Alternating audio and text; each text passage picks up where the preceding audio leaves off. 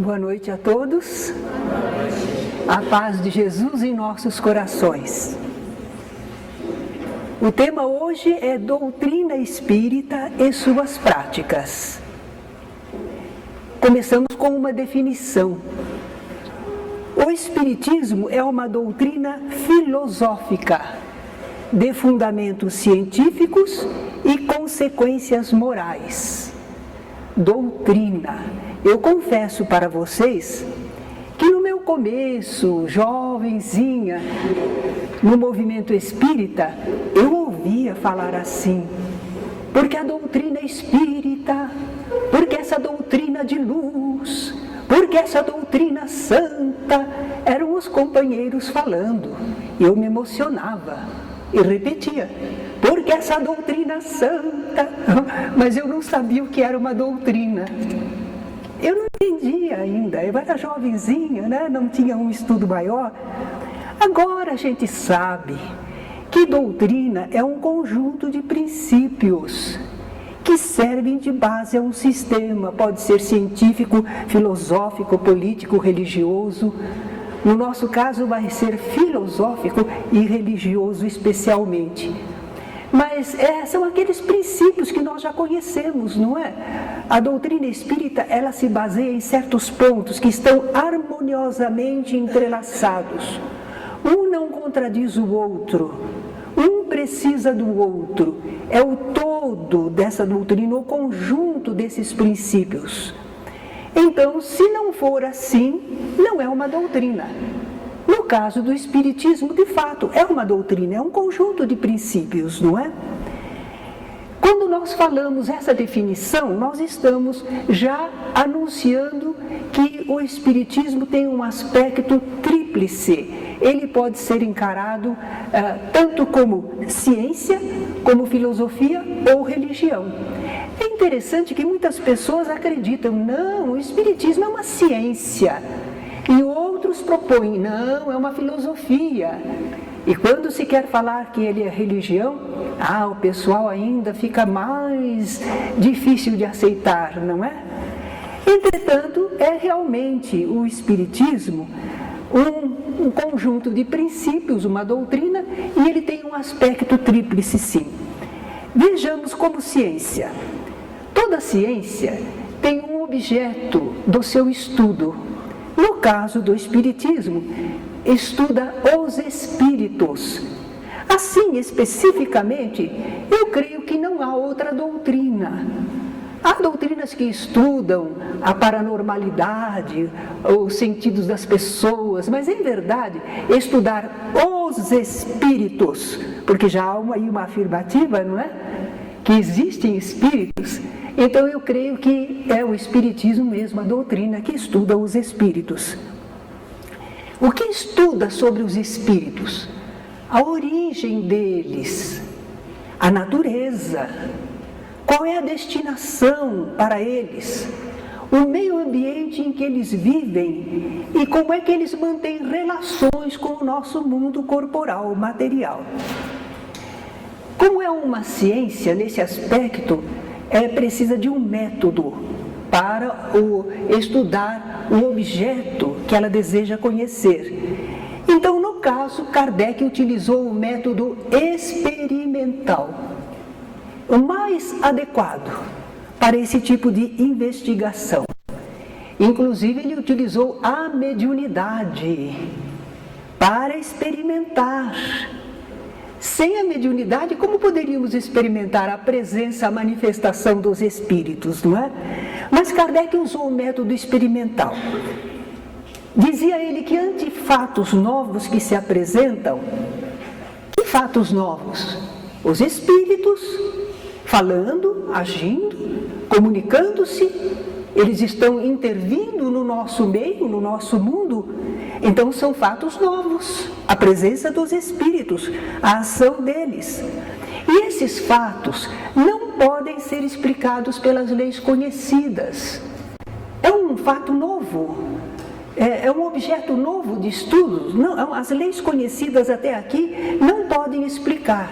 Mas Kardec avisava para não elaborar teorias preconcebidas.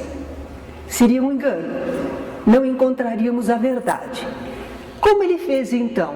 Ele dizia para observar, comparar, analisar, procurar remontar dos efeitos as causas, por dedução e pelo encadeamento lógico dos fatos. Mas olha, principalmente isso foi muito inteligente da parte de Kardec, não admitindo por válida uma explicação, senão quando resolve todas as dificuldades da questão. Enquanto não resolver todas as dificuldades da questão, nós ainda estamos examinando, mas não podemos fechar o quadro. É preciso tomar esse cuidado. Por isso, quando nós vemos as exposições de Allan Kardec, as afirmativas, elas estão perfeitas.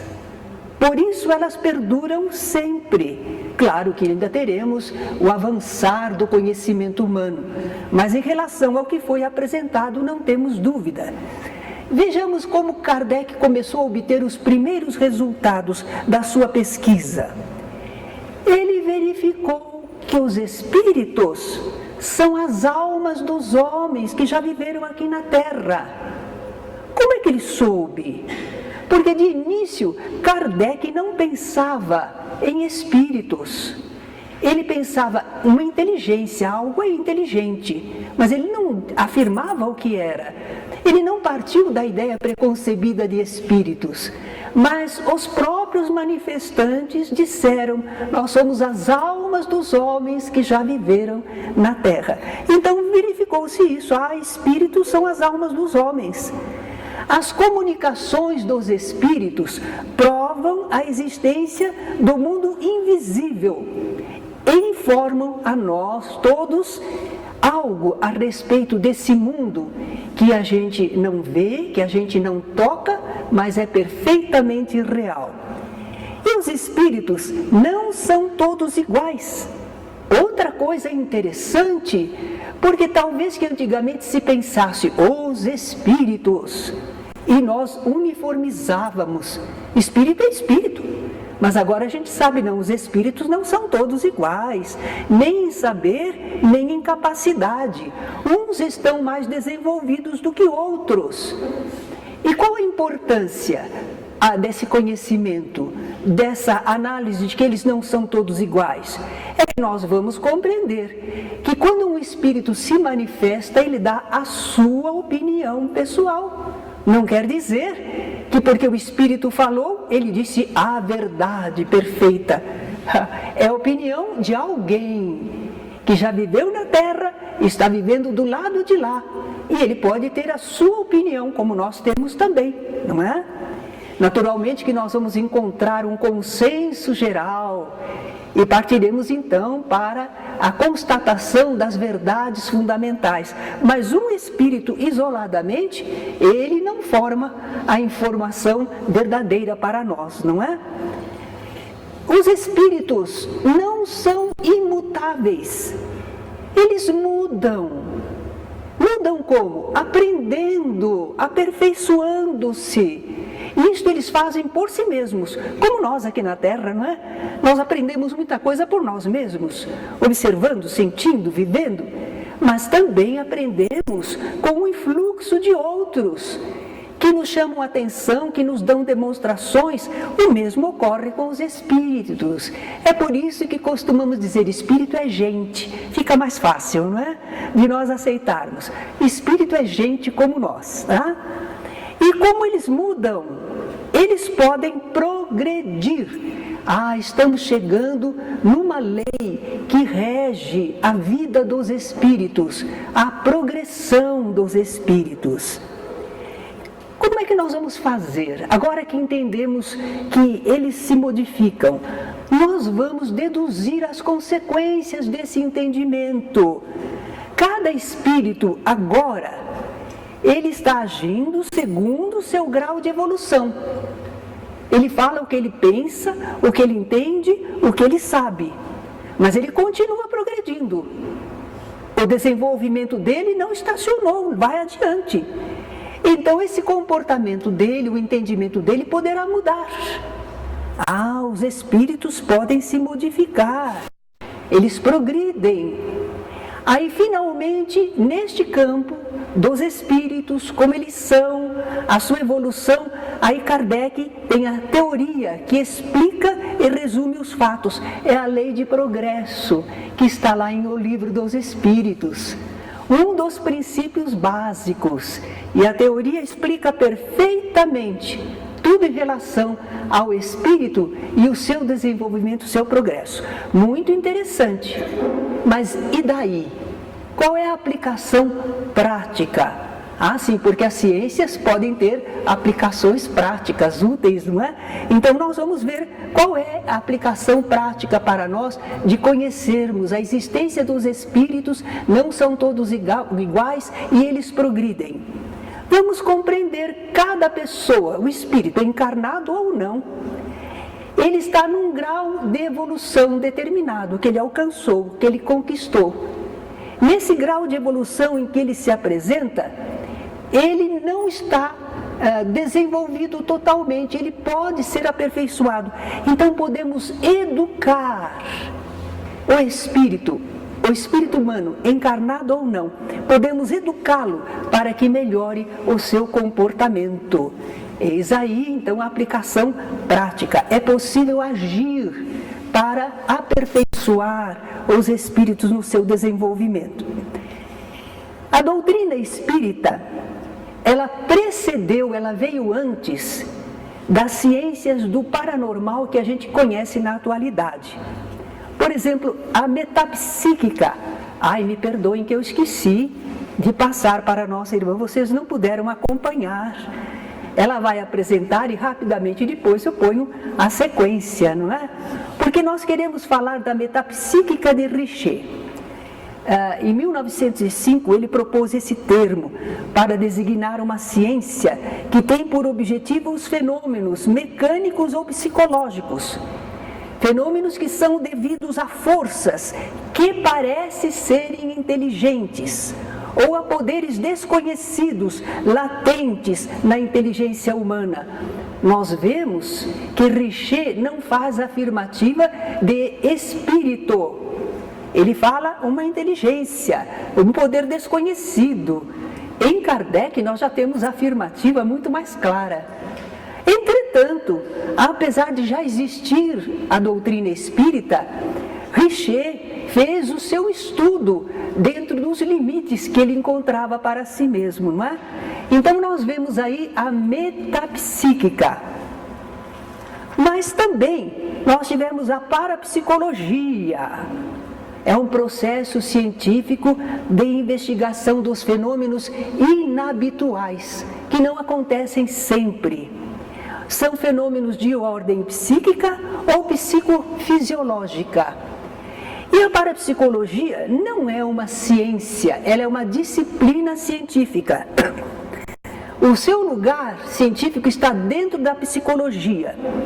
Herculano Pires, o grande estudioso da doutrina espírita, ele escreveu um livrinho a respeito. Quando surgiu a parapsicologia, ele logo se aprofundou no assunto e publicou um livrinho esclarecedor, Parapsicologia e suas perspectivas. Temos também a psicobiofísica. Eles acreditam que são já uma ciência.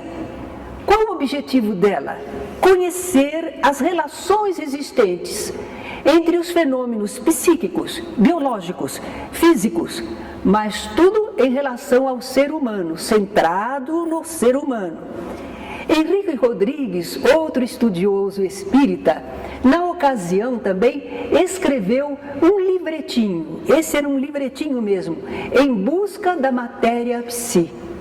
E a gente então conhecia bastante coisa a respeito da psicobiofísica. Psicotrônica faz o estudo e aproveitamento de uma energia que eles chamam de vital, bioplasmática. E eles dizem que todos os seres humanos possuem essa energia, possuem mesmo.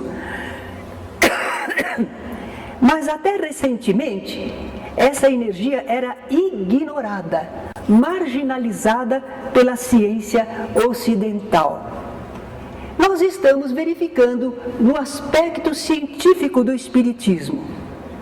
E nós perguntamos onde é que se encontra esse estudo do aspecto científico do Espiritismo. Um dos seus aspectos pelos quais ele pode ser encarado, estudado. Onde é que está? Você sabe em que livro? Allan Kardec escreveu 5 obras, não escreveu? O Pentateuco Espírita. Em O Livro dos Médiuns, no frontispício de O Livro dos Médiuns, Allan Kardec escreveu Espiritismo Experimental. Específico, não é? Para o campo da ciência, do método experimental que ele endossou. E é interessante porque no Livro dos Médiuns, Kardec absolutamente não fala em termos religiosos. Não pode. É um livro de espiritismo experimental, é uma parte de ciência. Como é que ele vai entrar com religião?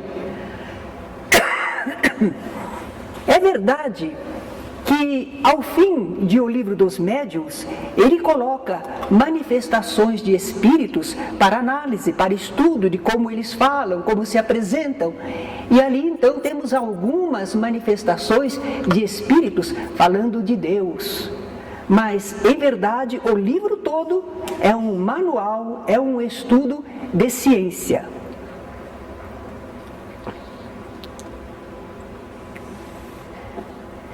Vejamos agora como filosofia, o outro aspecto do Espiritismo.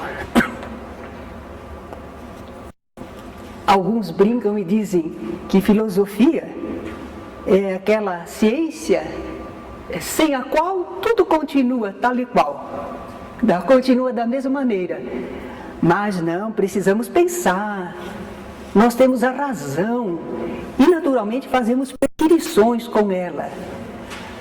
A filosofia espírita, nós tivemos aí uma informação nova, descobertas, revelações e pesquisas. Então agora nós vamos tentar fazer a interpretação da natureza, dos fenômenos. E agora nós reformulamos o mundo. O nosso ponto de vista, como vemos o mundo, modifica completamente.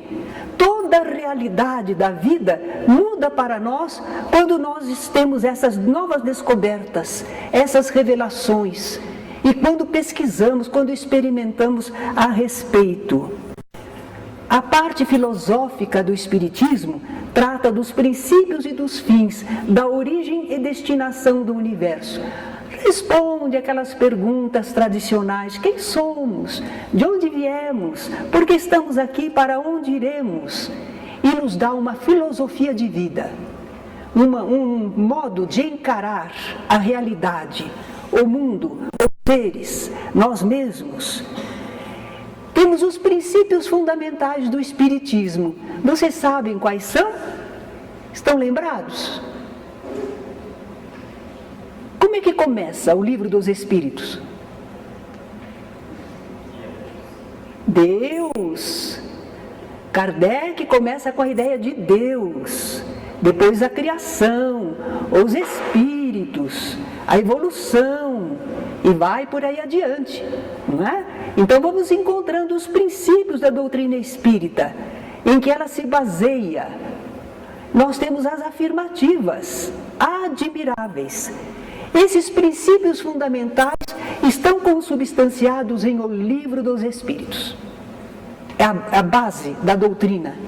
Claro que nós temos as outras obras que explicam mais, detalham mais, mas as afirmativas básicas do Espiritismo estão em O Livro dos Espíritos, seus princípios fundamentais. O Espiritismo é aceito como filosofia, é aceito oficialmente no Brasil e no exterior. Isto é muito interessante. Eles aceitam como filosofia o Espiritismo, não é? Vejamos, porém, agora como religião. Agora é o que nos interessa mais, porque nós não somos cientistas, nós não somos propriamente filósofos. Então o aspecto que mais nos interessa, aqui no Brasil pelo menos, é religião. Nós tivemos aí conclusões baseadas nas provas da sobrevivência humana após a morte. Nós vamos ter algumas consequências disto que nós verificamos e aprendemos. Então agora a realidade conhecida vai se projetar no plano das relações entre o homem e a divindade, a criatura e o Criador. Mas não é isso que a religião faz? Religa o ser humano ao seu Criador? Então nós estamos entrando aqui no campo religioso. Allan Kardec comenta que há duas alavancas para o pensamento humano. Um deles é a ciência, que estuda os fenômenos do mundo material. E o outro é a religião, que estuda os fatos do mundo moral. Repararam? A religião estuda os fatos do mundo moral. Moral que diz o que está certo, o que não está certo, o que é bom, o que é o bem, o que é o mal.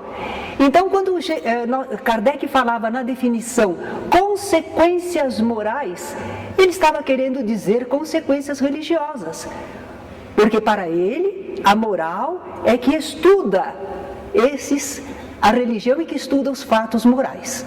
Então, consequências morais são consequências religiosas. E é principalmente por essas consequências religiosas que se deve encarar o Espiritismo. Não é porque somos brasileiros, não é porque somos sentimentais, não é porque somos apegados à ideia da religião, é porque daqui a pouco vamos verificar, é o arremate, é a conclusão, é o fim último. O Espiritismo revive, restaura e complementa o cristianismo. Parece que nós somos pretensiosos, não é? Não, mas é a prática que vai nos dizer. A doutrina de Jesus está lá no Evangelho, mas está numa linguagem alegórica, parabólica. Muita gente lê e não compreende, não consegue retirar o sentido daquela parábola, aquela linguagem que parece um tanto estranha, fora da nossa época. Mas a doutrina espírita toma as mesmas mensagens e faz o esclarecimento, o estudo, a explicação e coloca atualizada para o dia de hoje. Confirma os feitos de Jesus. Isto é importante, porque muita gente, quando lê o Evangelho, diz: parece história da carochinha, é muito fantástico, é irreal, absurdo, como é que pode? Isto são histórias antigas. Mas a doutrina espírita confirma os feitos de Jesus, porque vai falar da ação do Espírito sobre os fluidos, explicando uma série de fenômenos. Jesus dizia: o que eu faço, vós o podeis fazer também se tiverdes fé. Naturalmente que nós ainda não temos essa fé, conhecimento espiritual e que leva à ação em tão alto grau como Jesus, mas muitas coisas nós já conseguimos fazer como nosso mestre. Nós estamos aprendendo, somos seres espirituais e com o nosso pensamento, sentimento e a vontade, nós produzimos efeitos sobre os fluidos, influenciamos pessoas. Então, quando Jesus realizou uma série de fenômenos, por que não? Nós vemos a aplicação de passes, conseguindo melhorar pessoas. Talvez a gente não cure um cego de nascença, como Jesus fazia, mas ajudamos muitas pessoas a melhorarem na sua saúde. Então, os feitos de Jesus saem do folclórico, do quimérico, para a realidade. Nós não duvidamos de que Jesus tenha produzido fenômenos admiráveis. O Espiritismo também faz a complementação dos ensinos, porque Jesus disse: eu tenho mais coisas para vos dizer, mas não as podeis suportar ainda. Então deixou para o Consolador prometido, não é? E a doutrina espírita vem, retoma os ensinos de Jesus, confirma, explica e parte para o avançar, desenvolver ainda mais novas revelações. Então o Espiritismo é mesmo uma religião. Eu fico pensando que Allan Kardec não tinha ideia de formar um movimento religioso. Ele dizia isso nas primeiras informações, quando ele começou a falar da realidade do mundo espiritual. Ele pensava que estas informações, estes conhecimentos, iriam fortalecer todas as religiões, iriam dar comprovação a todas as religiões. Era isso que ele pensava. Mas as religiões tradicionais, de mais poder, elas se fecharam às ideias que o Espiritismo trazia. E como se fecharam as ideias, elas ficaram soltas, elas ficaram isoladas. E naturalmente contaram com adeptos e acabaram formando um novo grupo religioso, não é? Mas não era propriamente de início a intenção de Allan Kardec. Agora ele confirmou que o Espiritismo era uma religião, naquele sentido filosófico, o laço que une as criaturas, não é? É uma religião. Mas é uma religião que não tem aparatos formais, não tem dogmas de fé, não tem rituais, não tem sacramentos, não tem sacerdócio organizado, nem parece uma religião. Não parece, mas é. É uma religião espiritual. Mas que religião esquisita! Concorda com o que Jesus ensinou. Deus é espírito. E importa que os seus adoradores o adorem em espírito e em verdade. Eis aí, essa que é a adoração. Esse que é o Deus que nós aprendemos com a doutrina espírita e como cultuá-lo. Então, o Espiritismo é realmente uma religião, mas não tem formalidade alguma. Ela é diferente das religiões tradicionais, mas não deixa de ser uma religião. O Espiritismo é cristão. Há outro ponto, porque às vezes as pessoas dizem, vocês não são cristãos. Como não somos cristãos? Eu acho que é porque não endeusamos Jesus. Só pode ser por isso. Porque eles acreditam que Jesus é Deus. E nós esclarecemos que Jesus é criatura, mas não é criador. Então nós não endeusamos Jesus, não colocamos Jesus no lugar de Deus, absolutamente. Mas os espíritos, quando Kardec perguntou a quem Deus teria colocado como guia e modelo para a humanidade, eles responderam Jesus. Os espíritos apresentaram Jesus como modelo, a perfeição moral a que o homem pode aspirar aqui na Terra. Realmente, nós temos reverência por Jesus, respeito, amor. Nós reconhecemos nele o caminho da verdade e da vida, como ele mesmo se afirmou, não é? Ele disse, ninguém vem ao Pai senão por mim. Espera lá, mas nós já tivemos outros grandes instrutores espirituais. Não foi só Jesus, não. Nós tivemos grandes instrutores espirituais que também conduziram as criaturas para Deus. Mas Jesus não está dizendo que outros não conduziram. Ele está dizendo para aquele povo ao qual ele está passando a instrução, ele está dizendo que para eles ele é o caminho da verdade e da vida. Eles não conhecem outro. Poderá existir para outros povos, em outras épocas, instrutores igualmente valiosos. Se bem que eu vejo uma diferença. Todos eles ensinaram, falaram, mas Jesus viveu. Jesus não ensinou só, Jesus viveu. Tudo que ele ensinou, ele exemplificou. Até mesmo no modo como ele encarou a desencarnação e como fez o ressurgimento para comprovar que a vida continua. Então Jesus realmente é superior a esses outros instrutores, mas nós reconhecemos o valor deles. Eles também conduziram as criaturas para Deus, porque então nós pensaríamos que alguém que segue o budismo não encontra Deus, porque como ele não é cristão, não seguiu Jesus, não chegou a Deus. Gandhi chegou a Deus, eu tenho certeza, e ele não era cristão, ele não estava ligado ao Cristo especificamente, porque ele pertencia a um povo que recebeu uma informação diferente e ele foi fiel e desenvolveu. Ele chegou a Deus. Então há outros caminhos, mas Jesus falava para o seu povo e fala para nós, aqueles que querem segui-lo. E nós somos cristãos, sim, porque seguimos ao Cristo. Eu acho que é a definição mais simples. Quem é cristão? Quem segue ao Cristo, quem vive segundo os seus ensinamentos. Bom, a gente não faz isso perfeitamente, mas quanto possível estamos fazendo. Temos aí o aspecto religioso do Espiritismo. Fica especialmente evidenciado em quais livros da codificação? Em quais? O Evangelho segundo o Espiritismo, mas não só, também no livro O Céu e o Inferno. Lá também temos conhecimentos formidáveis do aspecto religioso do Espiritismo.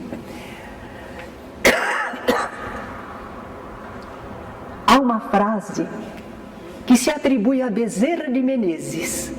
A propósito, vão fazer um filme sobre Bezerra, fizeram já um filme sobre Bezerra de Menezes. O Carlos Vereza vai interpretar, não é, Bezerra de Menezes. Já está pronto o filme, parece que ia ser lançado no Nordeste e na Bolívia, inicialmente, para depois ser lançado no circuito geral.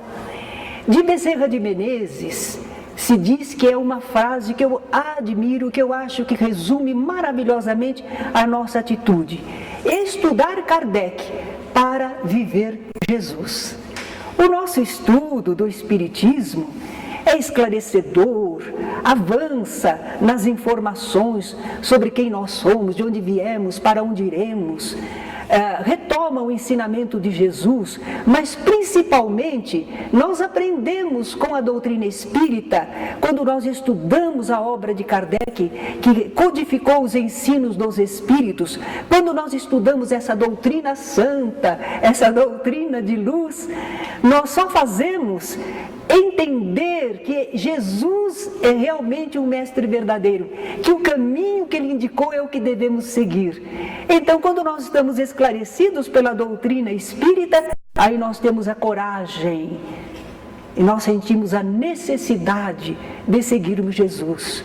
Antes a gente conhecia Jesus, achava lindo Jesus, mas parecia algo irreal. Agora não, ele é o nosso mestre. O que ele fala é realmente verdadeiro e funcional. E não há realmente outro modo de progredir senão seguindo os seus ensinamentos. Então estudamos Kardec para viver Jesus. Sintetizando um pouquinho, queremos experimentar, conhecer, explicar os fenômenos? Ciência espírita. Estamos procurando entender a solução dos porquês e paraquês da vida universal? Filosofia espírita. Mas só ciência, só filosofia não nos leva à verdadeira realização do nosso eu. Só quem experimenta, indaga, mas porque quer agir segundo a moral cristã, só essa pessoa alcança do Espiritismo a finalidade última e recolhe do Espiritismo o benefício maior, que é o aspecto religioso, é a religião espírita. Vejamos agora o que o espírita faz para cultivar suas faculdades espirituais, para se relacionar com o plano espiritual. O que nós fazemos? Quais são as nossas práticas? Prece, meditação, irradiação, vibração, que vocês estão começando a fazer, não é? Ao final da aula sempre há. Fluidificação da água, intercâmbio mediúnico, estudo e divulgação da doutrina. São as práticas espíritas em relação às coisas espirituais. São essas. Naturalmente que o pessoal fala da caridade. Claro, a caridade é uma aplicação, é o amor em ação. É uma virtude. Nós chegamos, fé, esperança e caridade. A fé é o conhecimento espiritual, que nos dá a esperança da continuidade da vida e de que os nossos atos terão justiça. E, finalmente, nós temos a caridade como o caminho, o modo de proceder para alcançarmos situações melhores, não é? As práticas espíritas se caracterizam por 3 pontos. Simplicidade. precisa de nada rebuscado, difícil, complicado. Aquilo que é de Deus para com os seus filhos é direto, é simples. Qualquer criatura pode fazer. Não depende de grandes estudos, absolutamente, simplicidade. O que haja é o pensamento à vontade. Então não precisa fórmula, não precisa gestos especiais, não precisa nada exterior. É a criatura e o Criador. A criatura com suas faculdades já tem toda a possibilidade de se ligar ao seu Criador. Claro que se alguém gosta de certa atitude exterior, nós não vamos absolutamente criticar, ridicularizar. Cada pessoa expressa ao seu modo, mas à luz da doutrina espírita, nós não precisamos de nada, é tudo simples. A prática espírita é simples, ela é sincera. É simples, mas é sincera. Não pode ser fingida. Senão, não haverá impulso real. Nós queremos orar. E nós então fazemos uma cara de piedade e falamos palavras bonitas. Isso não é orar. Orar é elevar o pensamento ao Criador, ao alto, ao mundo espiritual superior, buscando essa comunhão. Você faz isso sem palavras. Você faz isso sem nenhuma atitude exterior. De novo dizemos, não criticamos quem precisa, quem gosta, quem faz. Há pessoas que se ajoelham para demonstrar humildade. Tudo bem, são modos que as pessoas têm, mas à luz da doutrina espírita, nós sabemos que nós vamos fazer isto com sinceridade. Se não sentirmos, se não usarmos a vontade, não acionamos as leis divinas. Os fluidos estão ao nosso redor, mas continuam paradinhos se nós não vibramos, se nós não pensamos e não sentimos. Se nós não elevamos o pensamento, não atingimos contato com as esferas superiores, com as correntes de energia universais. Não alcançamos. É preciso que seja sincero, para valer, de verdade, não de aparência. E buscando o bem. À luz do Espiritismo, não se pratica o mal. Nós somos imperfeitos ainda. Não agimos sempre certo. Mas uma prática espírita, se estamos procurando esta ligação com Deus, estamos querendo cultuar a Deus, queremos cultivar nossas faculdades espirituais, nós sempre faremos buscando o bem e não o mal. Por que não, hein? Não foi isso que Jesus nos ensinou. Não foi isso que Jesus nos ensinou. Não foi isso que Jesus ensinou, mas e daí? Nós temos que seguir Jesus. Que tem os princípios da doutrina espírita? A lei de ação e reação, a cada um segundo suas obras.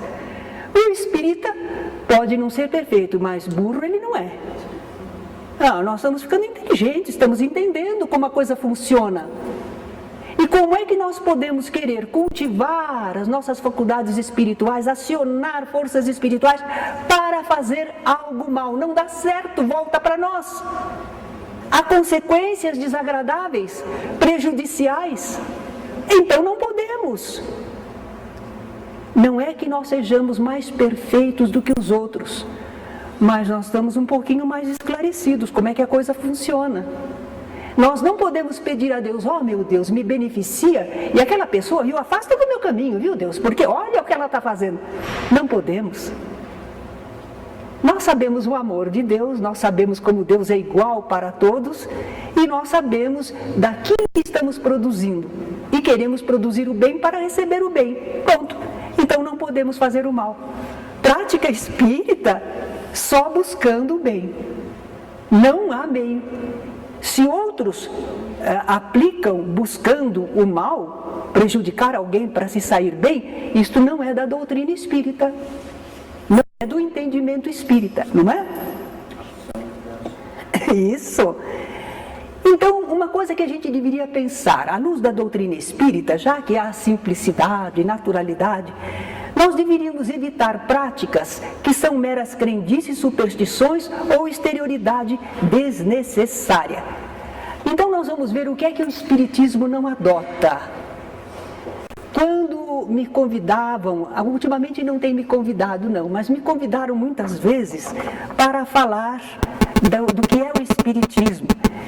Em faculdade, inclusive, que tem aquele estudo das religiões, não é? Quando era para falar sobre o Espiritismo, eles me pediam para ir lá e dizer. Então, até essa primeira parte deste livro, Espiritismo, a Doutrina e o Movimento, muita coisa do que estamos falando aqui nós temos neste livro. Deu um livrinho, a metade do livro saiu desse trabalho que a gente apresentava lá, não é? O que é o Espiritismo? Espiritismo, a Doutrina e o Movimento. E quando eu falava de uma série de coisas, dizendo que não era o Espiritismo, que o Espiritismo não adotava, o pessoal ficava intrigado, porque eles pensavam que isso tudo era Espiritismo. E a gente demonstrava que não era. Aí depois, então, a gente ia dizer o que era realmente o Espiritismo. Então, vamos lá. O que o Espiritismo não adota? Exorcismo. Oração e cerimônia religiosa para afastar de alguém maus espíritos ou demônios. Mas vocês espíritas conseguem afastar os maus espíritos, não conseguem? Vocês não fazem isso? Espera lá, nós não fazemos nenhuma oração e cerimônia religiosa. Nós fazemos um diálogo com os espíritos. Espírito é gente.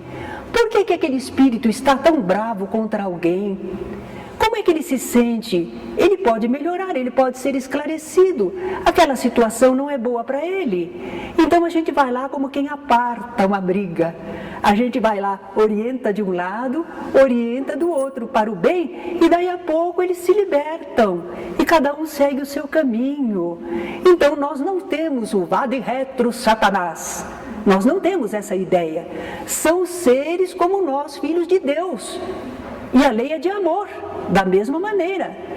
Não temos o afastamento brusco. No Evangelho, a gente lê que Jesus fez o afastamento de espíritos e os seus apóstolos também. Mas lá não está escrito que ele dizia vade retro Satanás. Jesus dialogava com os espíritos. Como é teu nome? Legião, porque somos muitos. Então Jesus dialogava com eles. Ele realmente conseguia fazer o afastamento com a autoridade moral, com seus fluidos bons, evitando danos maiores, não é, entre eles, mas absolutamente não era o afastar dos maus, deixando os outros bons. Será que nós somos tão bonzinhos? Por que esse espírito se apegou a nós? E tem raiva e tem mágoa de nós. Nós já vivemos antes, às vezes fizemos alguma coisa, às vezes na presente encarnação mesmo. Então nós não somos as vítimas inocentes e eles os terríveis obsessores. Nós estamos aprendendo a vê-los também como nossos irmãos. Então não temos essas práticas de exorcismo, não temos não. Ritual, um conjunto de regras e cerimônias que se devem observar na prática de uma religião, nós também não temos. Nós temos ordem nos nossos trabalhos. Por exemplo, vocês repararam, ele fez a abertura do trabalho, fez uma saudação, leram uma página para acalmar os pensamentos e depois nós entramos com a aula. Bom, é uma organização, mas absolutamente não é obrigatório e não é um ritual. Se for o caso, nós podemos chegar e eu mesma digo assim, boa noite a todos, vamos começar a nossa aula. Pronto? É obrigatório aquilo tudo? Não. É que a gente viu que aquilo ajuda a acalmar os pensamentos, direcionar, não é? Dar oportunidade para um e para outro, a vibração final. Mas não há um ritual. Não é uma regra fixa. Se fizer diferente, não consegue a bênção de Deus. Se fizer diferente, está em pecado, transgrediu a lei. Não tem nada disso. É uma ação nossa sem ritual. Iniciação. Olha, vocês estão numa iniciação, mas não é nada como Kung Fu, não é? Não é nada com aquelas práticas difíceis, aqueles exercícios prolongados, aqueles testes pelos quais passavam. Nós chamamos de iniciação ao Espiritismo porque é o começo do conhecimento da doutrina espírita, só por isto. Mas não há preparações especiais para entrar nos mistérios da religião, não é? Absolutamente. Não há mistério nenhum. Apenas há algum desconhecimento de nossa parte, mas mistério não há. Paramentos. Eu ia dizer para a Eline que a Eline não veio vestida apropriadamente para o nosso culto. Existe uma roupa especial? Não existe, não. Afinal de contas, tudo que é de Deus não depende de nada material. Não depende, não precisa. Há algumas casas espíritas que não têm esse esclarecimento. Às vezes eles colocam a roupa especial para os médiums. Dizem eles que é para destacar dos outros. Mas isso aí excita a vaidade, né? Estimula a vaidade. Pensa que e branco, né? É um avental branco. Por quê? Porque parece que isso é puro, não é? Como se a roupa branca cobrisse as impurezas espirituais que nós possamos ter, não é?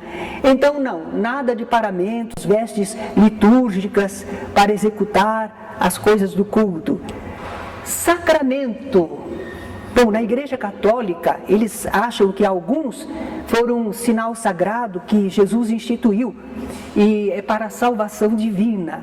Nós respeitamos, mas nós não acompanhamos porque não temos este entendimento. Para eles, por exemplo, da Igreja Católica, por que nós falamos tanto da Igreja Católica, não é? É porque é um curso de iniciação e a maioria de vocês vem da Igreja Católica. Então, nós precisamos fazer uma comparação, mas não é demérito. Outra coisa que sempre dizemos é que nós estamos agora, nesta encarnação, conhecendo o Espiritismo.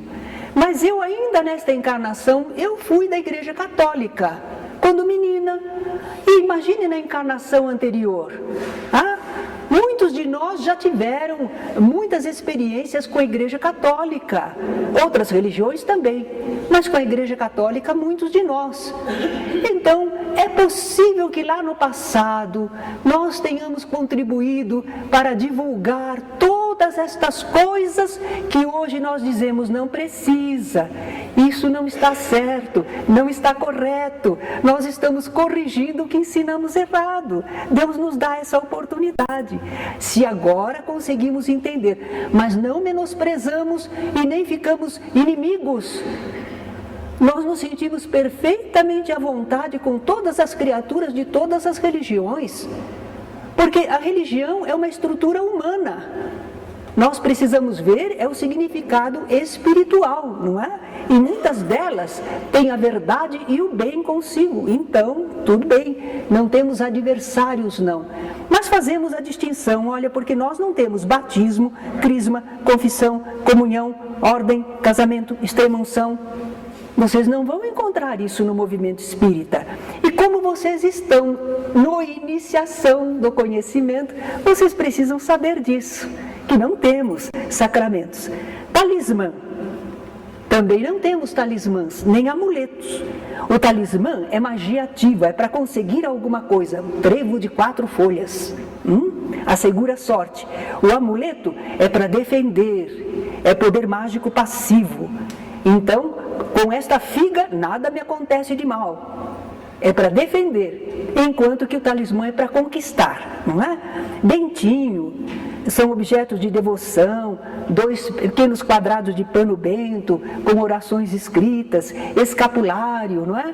Aquela tira de pano que de certas ordens, freiras e frades usam, não é? O breve escapulário, enfim, uma série de coisas. Nós não temos. Houve um grupo espírita que eles achavam que o trevo de 4 folhas, mas não era porque dava sorte, não. É porque simbolizava para eles 4 atitudes. Então eles acharam que o trevo de 4 folhas. Então eles tinham o trevo como distintivo. Mas logo o movimento espírita procurou falar que aquilo não estava certo, não. Porque as pessoas começavam a se apegar ao trevo como se o trevo fosse uma proteção. Tem gente que pega o retratinho de Emmanuel, não é? Que é uma gravura, é um desenho que fizeram. Então está lá, o Emmanuel. E a pessoa guarda aquilo na sua bolsa, no seu bolso, e diz, Emmanuel está comigo, então eu não vou sofrer. Que tolice! As suas ações é que definem. Naturalmente as pessoas se agarram ainda a muletinhas. Tudo bem, cada qual dentro do seu grau de evolução no que acredita, e nós temos que respeitar, como queremos que nos respeitem, não é? Mas à luz da doutrina espírita não temos nada destas coisas. Nada nos dá segurança, senão a lei divina, o amor de Deus. É nele que nós cremos e é nele que nós confiamos. Nós sabemos que nada nos acontece que não esteja dentro das leis divinas, que não seja para o nosso progresso e o nosso bem. Mesmo as coisas horríveis, elas são horríveis no que produzem, no livre-arbítrio das criaturas que fizeram, mas em tudo vai haver a nossa reação e o nosso progresso, senão Deus não deixava acontecer. Se não fosse para produzir, ao final, uma experiência, um aprendizado, um desenvolvimento, Deus, que é amor e sabedoria, não deixaria acontecer, não é? A procissão, nós também não temos a procissão em filas, entoando preces, levando imagens, relíquias, para demonstrar devoção ou conseguir alguma bênção. Nós não temos. Mas lá em Salvador, na Bahia, Divaldo Franco, que é um grande espírita, ele tem feito já há vários anos a Passeata da Paz. E vão pessoas espíritas, não espíritas, fazem uma grande passeata pelas ruas da cidade. Olha lá, Divaldo Franco está fazendo procissão. Ele não está demonstrando devoção, nem procurando conseguir alguma bênção. Então o que é aquilo? Demonstração de cidadania. O espírita não pode fazer um movimento de cidadania? Claro que pode. Então é a Passeata da Paz. Não é uma procissão religiosa, não é? Falo isso porque de repente alguém fica sabendo e vai querer dizer que o Divaldo está fazendo procissão.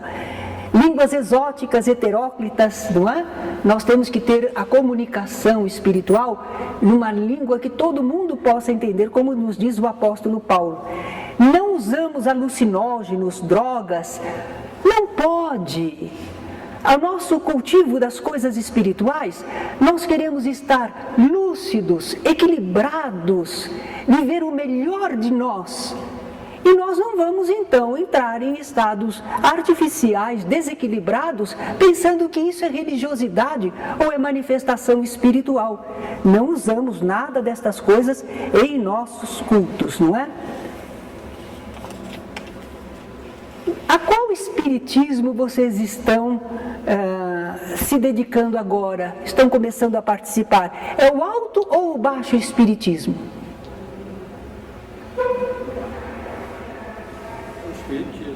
É espiritismo só, nem alto nem baixo. O povo que não entende quer fazer uma distinção. Alto espiritismo, é o pessoal que estuda, o pessoal que faz a prática do bem. Baixo espiritismo é aquele que lida com espíritos ruins e faz coisas erradas para os outros. Isso é o povo que fala, mas em verdade não. Espiritismo só, nem alto nem baixo. Espiritismo de mesa, espiritismo de terreiro. Por quê? Porque na casa espírita, geralmente o pessoal se reúne ao redor de uma mesa, e enquanto que na Umbanda eles faziam no terreiro, ao ar livre. Então o povo observava isso e dizia, o seu espiritismo é de terreiro ou é de mesa? Mas em verdade, espiritismo é espiritismo, não é nem uma coisa nem outra, não é? Então evitemos falar assim, só há um espiritismo. E nós não estamos sendo intolerantes, não. Quem é que criou a palavra espiritismo? Kardec. Está lá na abertura de O Livro dos Espíritos. Coisas novas precisam de palavras novas. É uma doutrina nova, é uma doutrina espiritualista, mas não é como toda doutrina espiritualista, é específica. Então precisa um nome, ele criou o nome, Espiritismo. Então o Espiritismo é essa doutrina que os Espíritos revelaram e que Allan Kardec codificou, é o nome dela. Não se pode pegar o nome de Espiritismo e dar para outro tipo de atividade ou de entendimento, não é? Não se deve dar mais importância ao fenômeno mediúnico que à doutrina. Mas a mediunidade é tão importante, mas ela é um só dos princípios da doutrina espírita. Deus, o Espírito, a imortalidade, o intercâmbio mediúnico, a evolução, reencarnação, pluralidade dos mundos habitados. Mediunidade é um só. Mediunidade não é o espiritismo totalmente. É um dos princípios em que ele se fundamenta. Então não podemos dar o destaque à mediunidade como se fosse tudo. Não é. Em espiritismo, não é. Espiritismo é mais do que mediunismo, é estudo, trabalho, vivência cristã para nos levar à evolução. E aí nós chegamos àquilo que Kardec colocou como definição do verdadeiro espírita.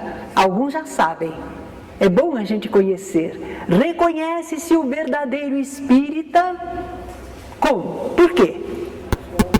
Pela sua transformação moral. Olha, nós entendemos. Isto não é bom, isto me atrapalha, isto traz consequências desagradáveis.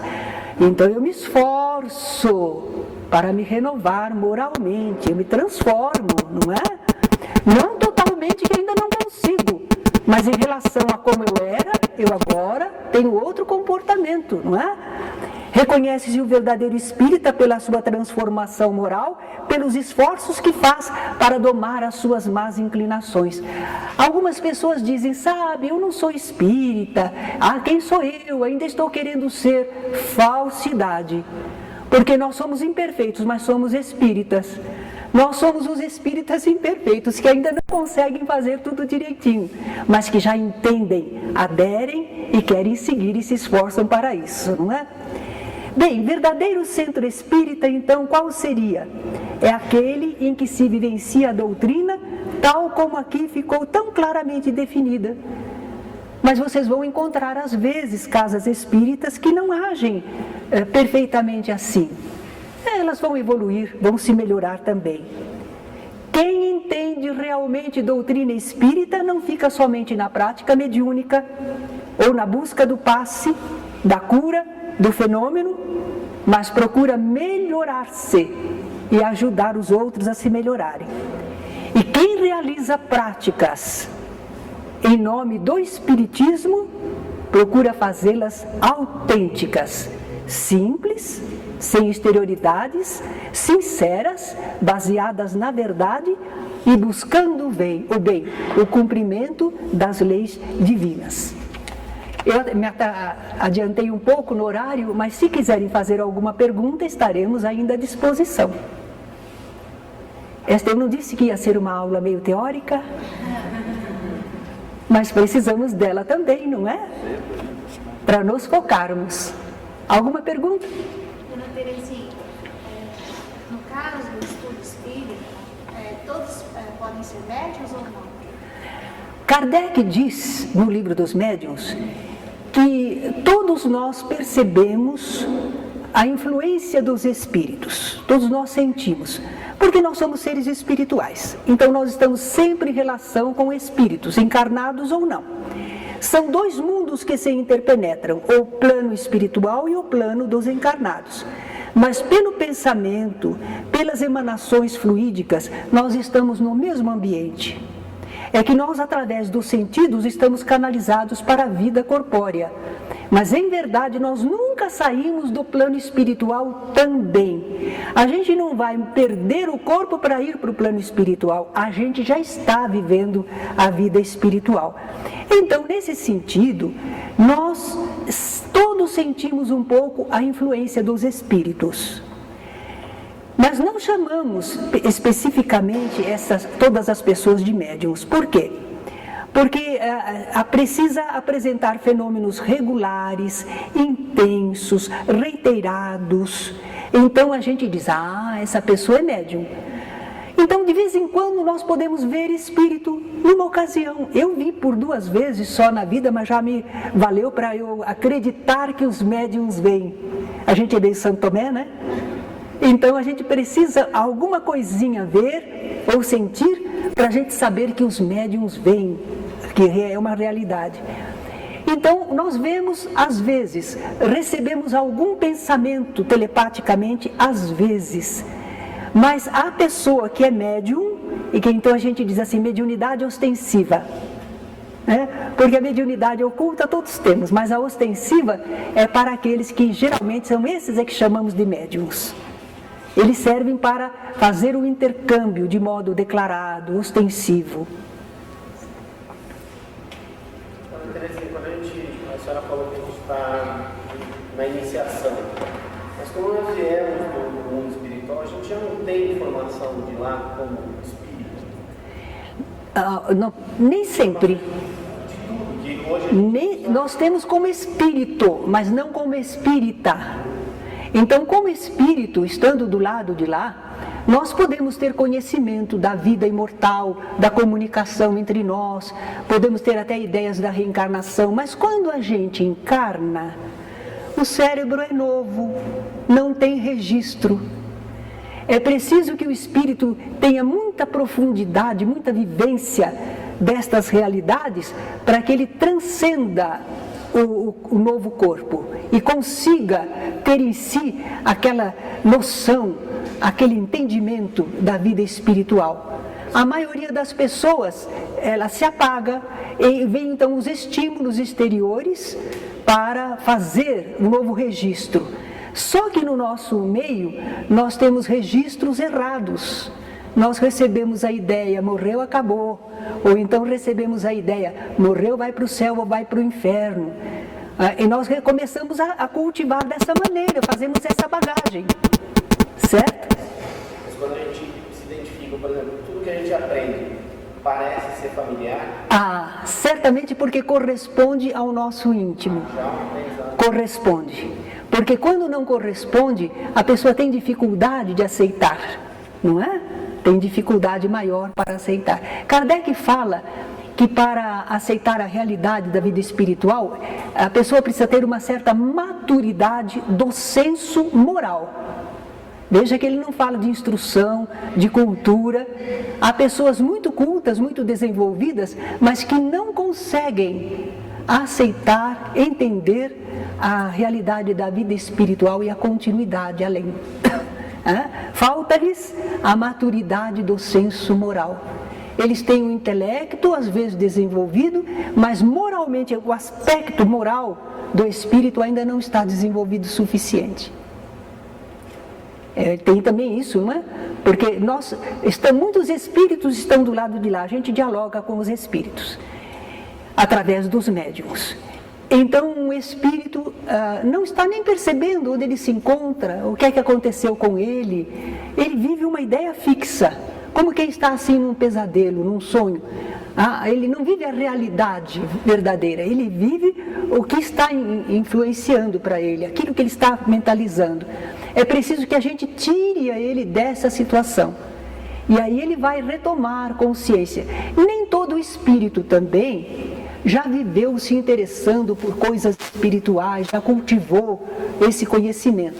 Então, mesmo estando do lado de lá, ele sabe coisas basiquinhas, mas ele não se aprofunda nos conhecimentos. Os espíritos não têm a mesma evolução. Então, não é porque é espírito que sabe as coisas espirituais. Ele sabe dentro do limite dele. Deixa eu perguntar uma coisa que está na Bíblia, na última ceia. Sim.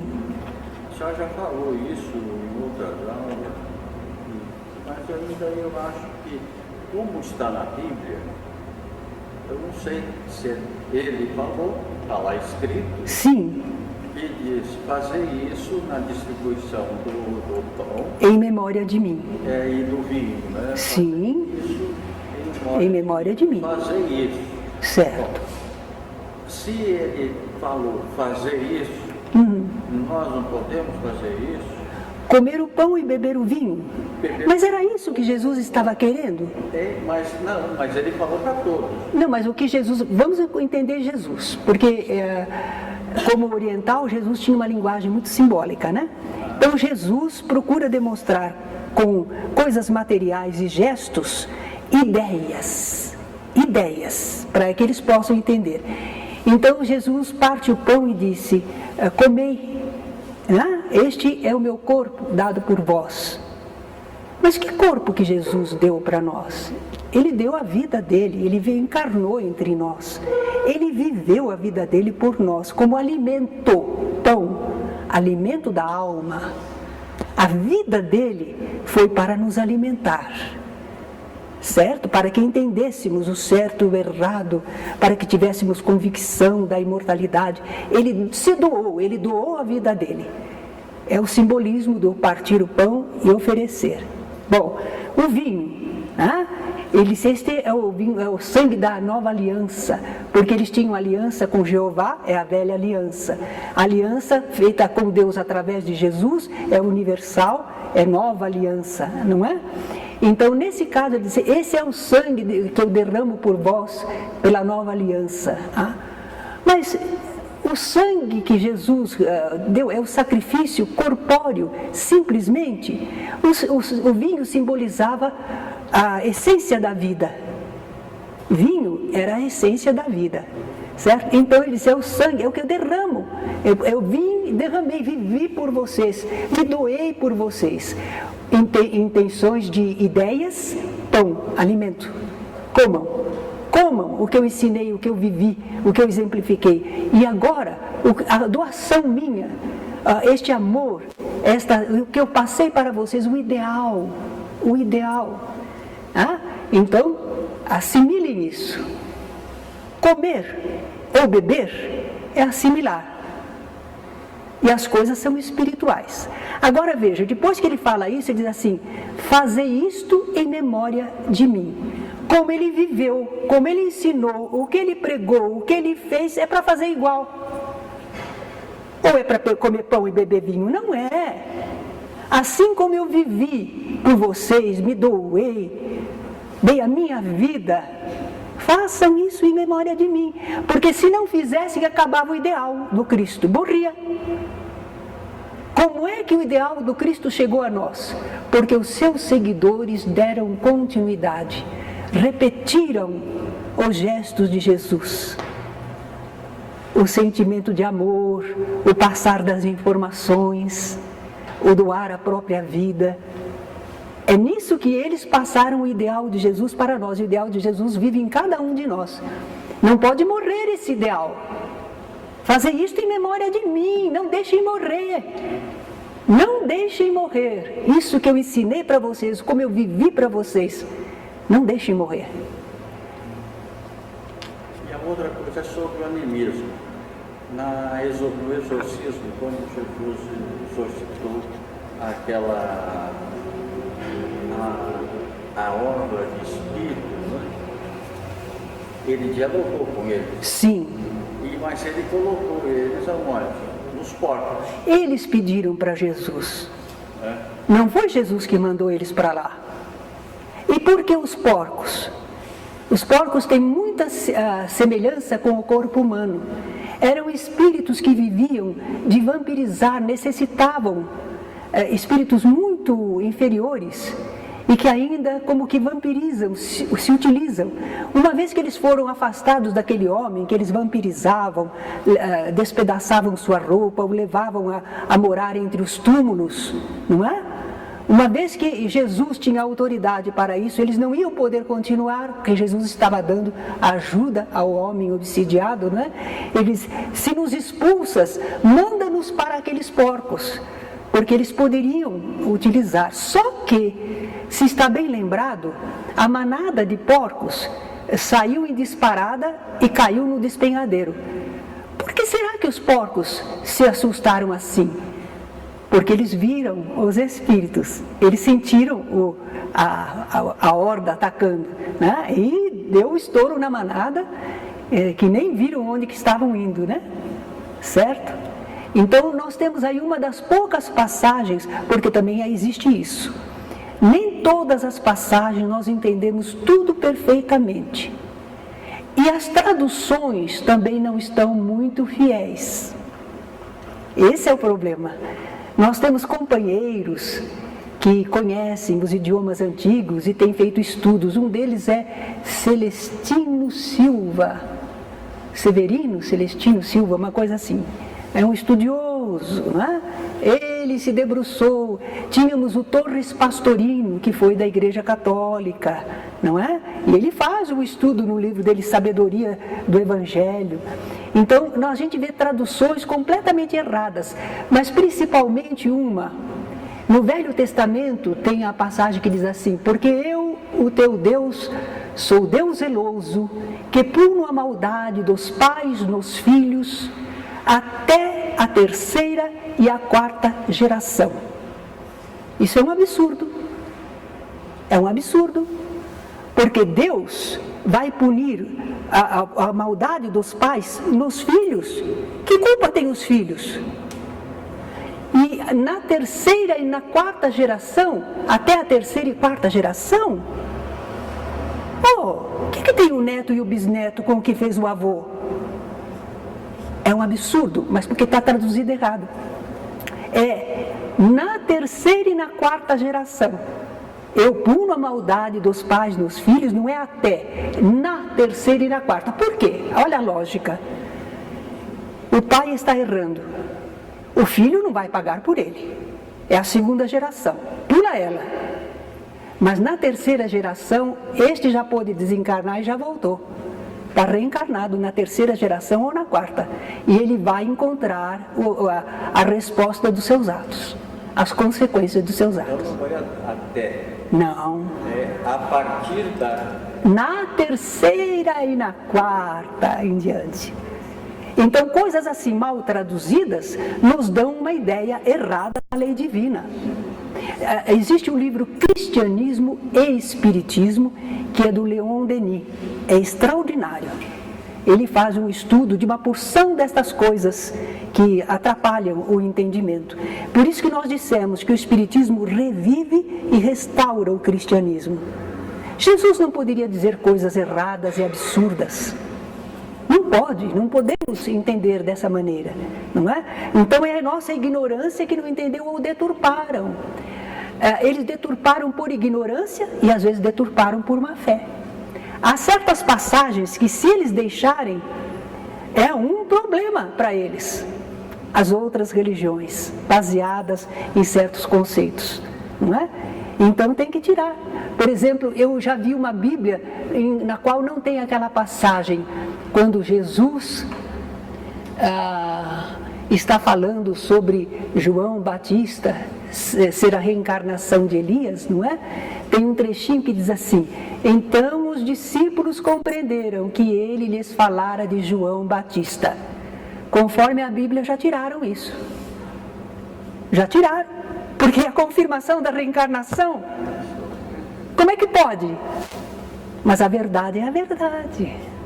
Então, se agora, no nosso presente século, mudam, imagine o que mudaram antes. E às vezes não faziam maldade.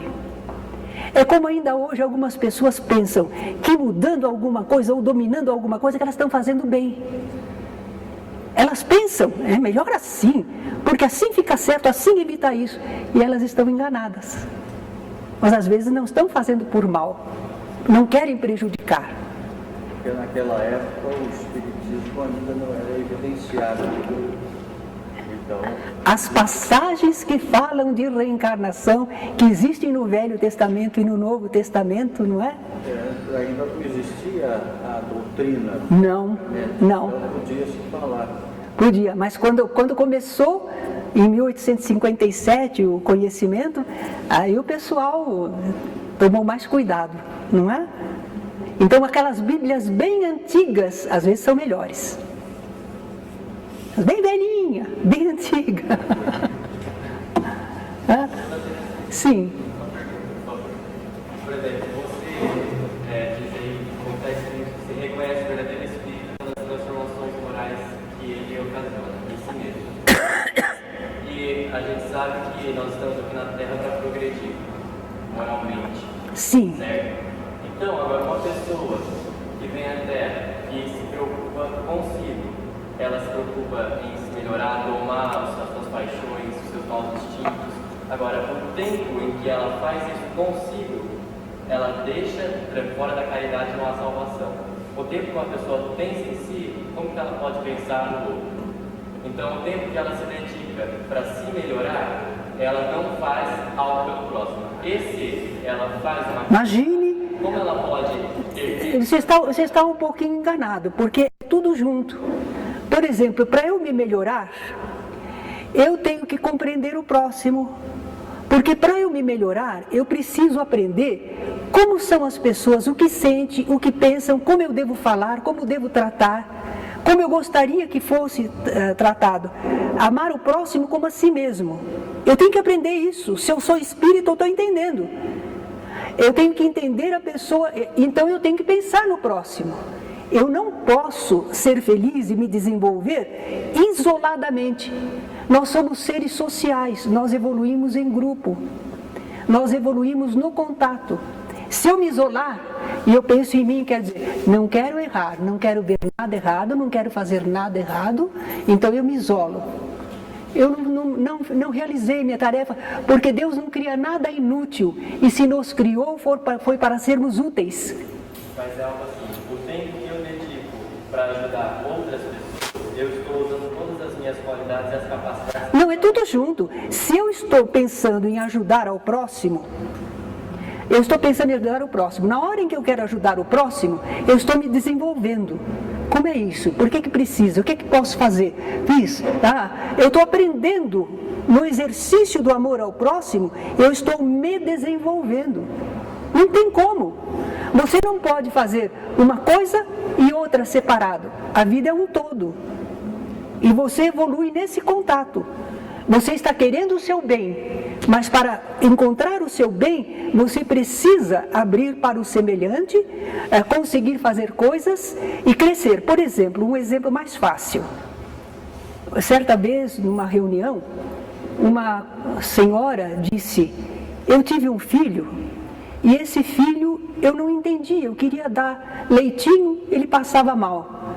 Eu dava qualquer coisinha, ele passava mal. Era um sofrimento para mim, uma criancinha diferente, porque eu não podia dar alimentação comum porque ele passava mal. Aí o médico me explicou que algumas crianças são alérgicas a um tipo de alimentação e precisam outra, não pode ter o leite. Mas eu não sabia o que fazer para alimentar uma criança que não toma leite. Aí eu tive que aprender com outras mães que sabiam como fazer, tinham receitas e tudo mais. E ela se desenvolveu, ela aprendeu algo mais naquela dificuldade, e por causa do filho, ela aprendeu algo mais de alimentação humana. Depois ela ajudava até outras mães. Isso é um exemplozinho, mas em tudo, você às vezes, quando você lida com alguém, você lidou porque você sentiu, e você viu uma reação da pessoa, você não esperava. Por quê? Por que a pessoa reagiu assim? Ué? O que foi que eu fiz? Como é a pessoa? Por que ela reage? Se você consegue isso, você se desenvolve, você aprende a viver e beneficia os outros. Esse é o plano divino.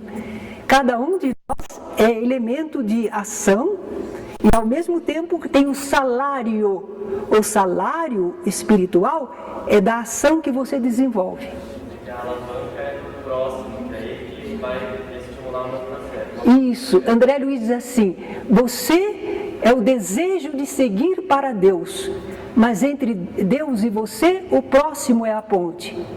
Você acredita que, por exemplo, eu tive uma interação, aí o que eu observei, naturalmente eu vou pensar sobre aquilo, ver o que eu preciso, a lição que eu dei daquilo. Certo, porque o que você aprende ali vai servir para todas as pessoas com quem você se relaciona. Agora, o tempo que eu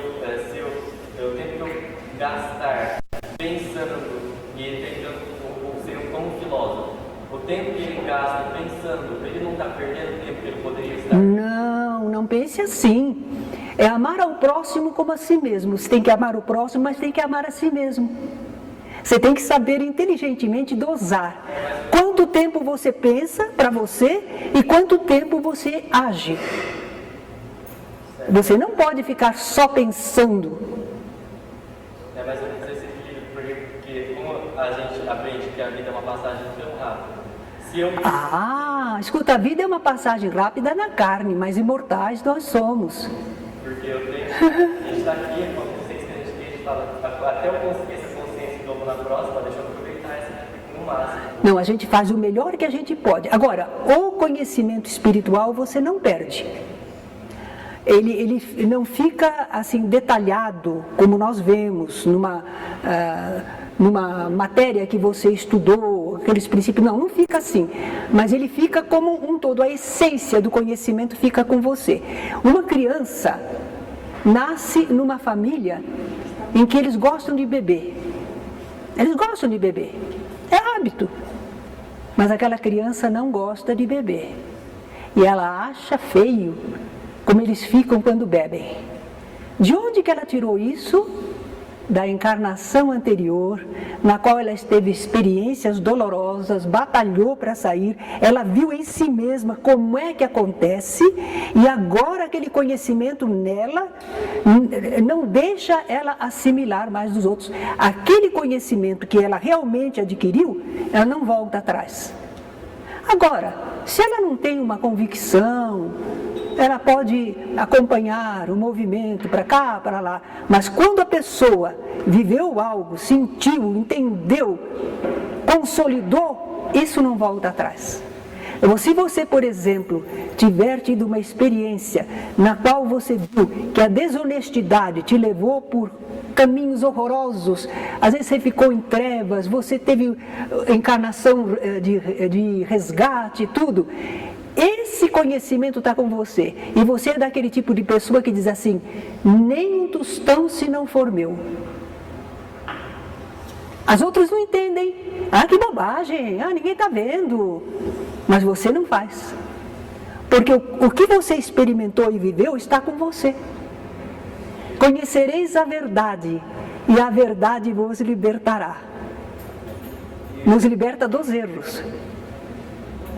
Só última coisa, o que você diz sobre aquela coisa de abnegação, você sacrificar por outra pessoa?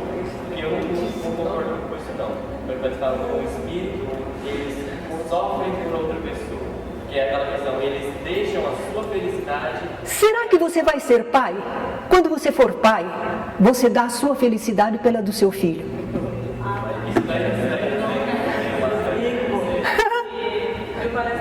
Amor é isso, a abnegação vem do compreensão e do amor.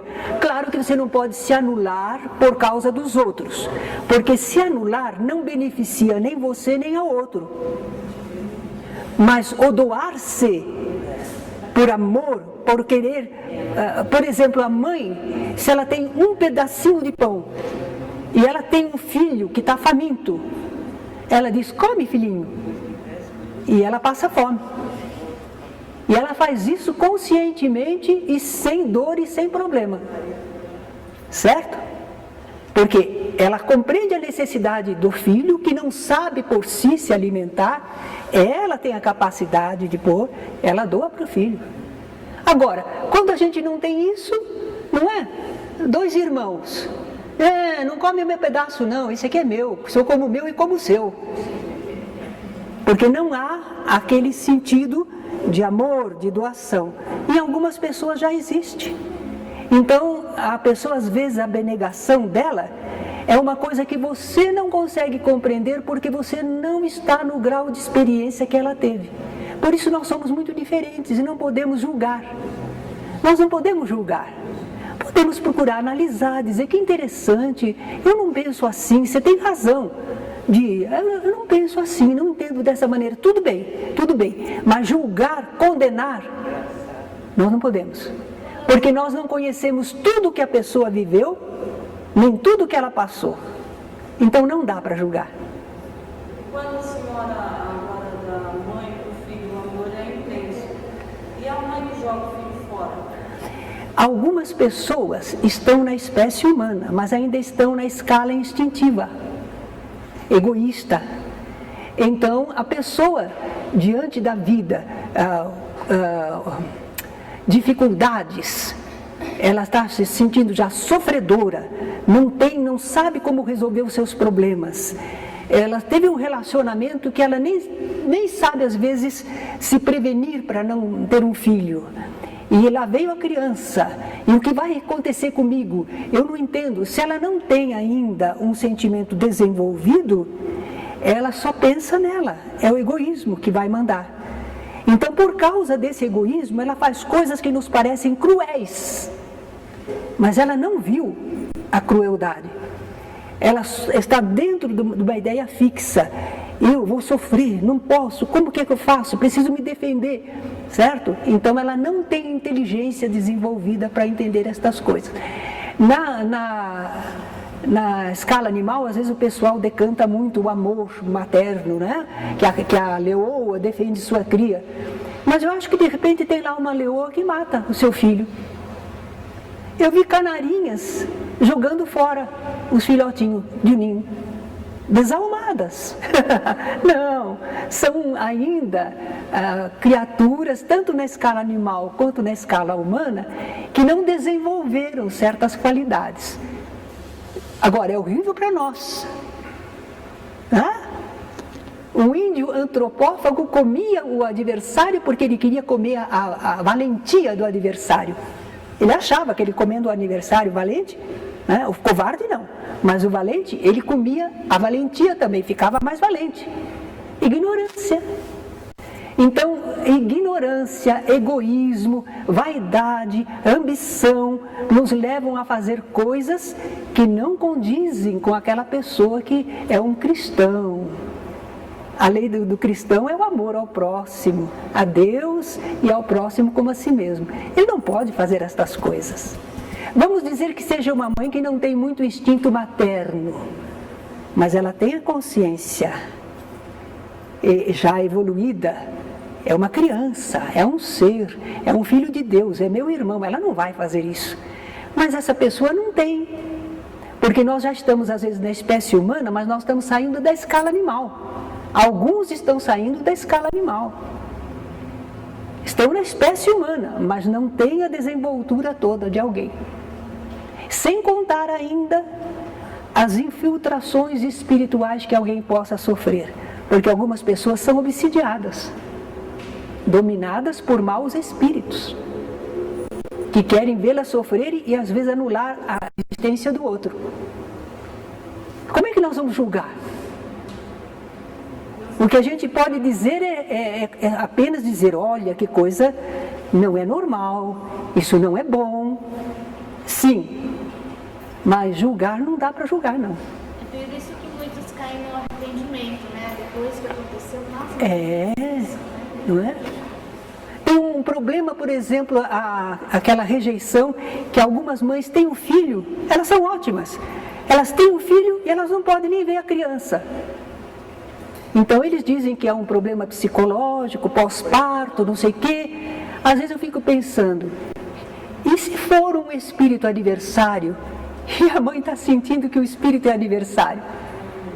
Também, como é que a gente pode julgar? Certo? Não julgueis para não seres julgados. Agora, façamos tudo quanto quereis que os homens vos façam, fazei-o vós a eles. É recomendação de Jesus, porque nisso está toda a lei. Você não pode ficar pensando, eu quero ter uma faculdade, eu quero isto, eu quero aquilo, eu. Você pensa que está se cuidando, se defendendo? Você está se prejudicando. Você está se bitolando, você está se limitando. Agora, não seja capacho dos outros. Não é bom para eles fazerem você de capacho, e nem para você ser um capacho. Não há bem. Não é bom você deixar que as pessoas lhe maltratem, porque a pessoa está errando e você não está sendo beneficiado. Mas se a pessoa não tem uma certa compreensão e você está numa família, e para que haja paz na família e possa haver continuidade, você compreende a pessoa, sabe da deficiência dela e você às vezes suporta alguma coisa e não causa problema na família para a família seguir adiante. Isso é meritório. Isso é ação inteligente, não é boba. Não é se deixar dominar, certo? é que você tem um propósito maior. Você não está vendo só ele e eu, você está vendo muito mais coisa. Então, quando a gente tem um problema desse, assim em casa, a gente não responde, não briga para não afetar o resto, a gente está certo. Está, não só passivamente, continue com um modo de agir e de exemplificar, e às vezes você põe um pequeno basta. Quer dizer, você não vai ficar sofrendo a vida inteira. Olha, viver é uma arte, é uma ciência, é uma arte. É difícil, mas é aí que a gente cresce. Paciência, às vezes a gente quer. Sim, e eu acho isso normal. Porque o que nós queremos? Nós queremos dizer de nós mesmos que nós somos perfeitos? Não somos. Então, às vezes, a gente vai ter uma reação. Tem uma quadrinha que diz assim: da ternura e do carinho, se devoto, não escravo. Eu bonzinho, tu bonzinho, quem educa o potro bravo? Às vezes na família, às vezes você é a pessoa que tem a autoridade. E você, sem causar grande briga, você põe, certo?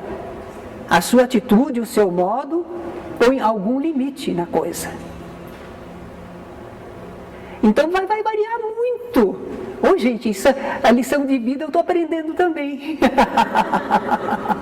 Mas eu posso dizer uma coisa.